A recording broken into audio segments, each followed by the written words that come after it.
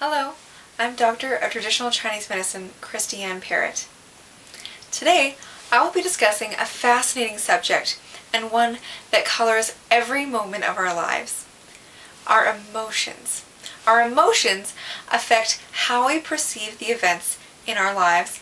Everything from the things you notice around you to the way you move is different.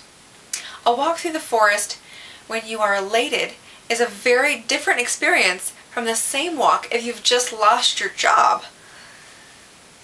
What you may or may not know is that our emotions not only affect how we experience our lives, but they can also affect our physical health.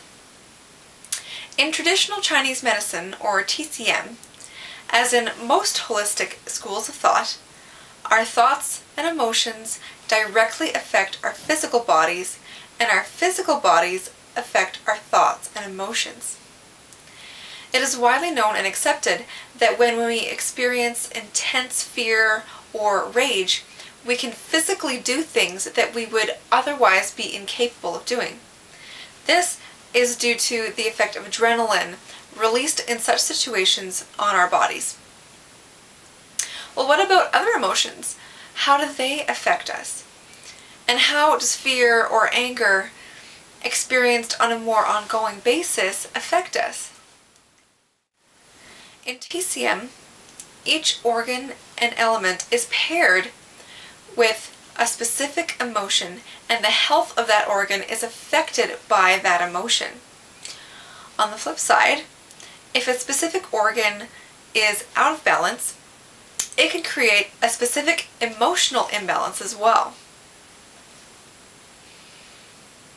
The one exception is the heart organ, which, because of its function of housing the mind, is affected by all of the emotions and so can get disrupted from all of them.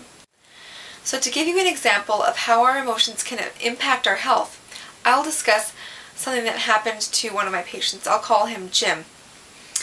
Jim had lost his wife, and the grief was understandably both intense and prolonged.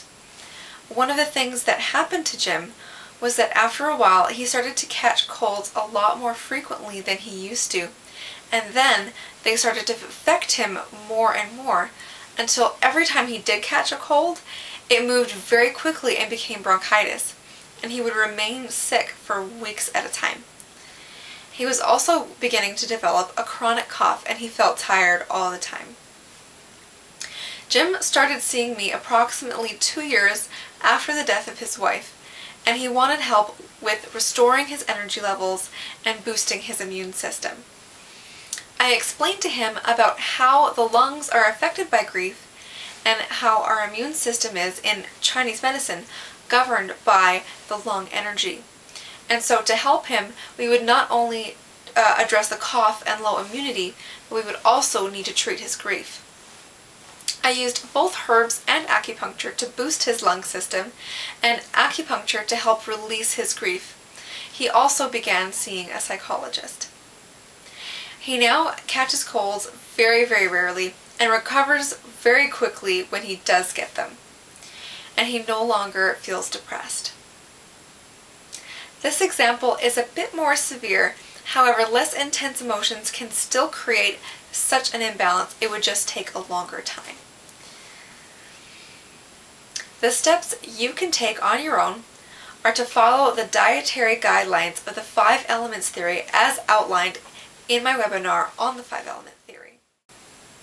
On top of the organ to emotion relationship, each emotion has a specific effect on the movement of our qi throughout our body, usually causing it to go in the wrong direction or disrupt its ability to flow smoothly through our energy channels, the meridians, leading to pain.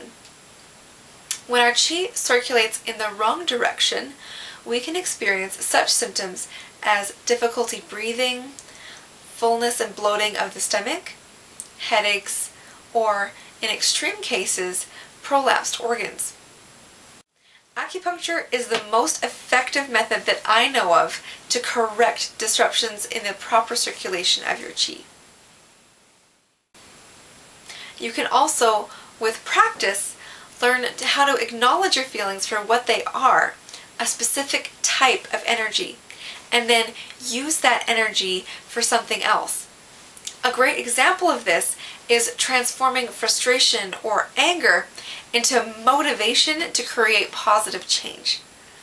This can take some practice and is more easily done with the help of a counselor or a coach.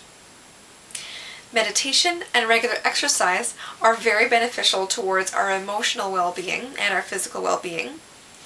And finally, another interesting way to help you release negative emotions is to use the Emotional Freedom Technique, or EFT. To learn about EFT, you can watch my webinar on that subject. If you suffer from a major emotional imbalance or a psychological disorder, always seek the guidance of an appropriate medical professional. Until next time, my absolute best to your health and happiness.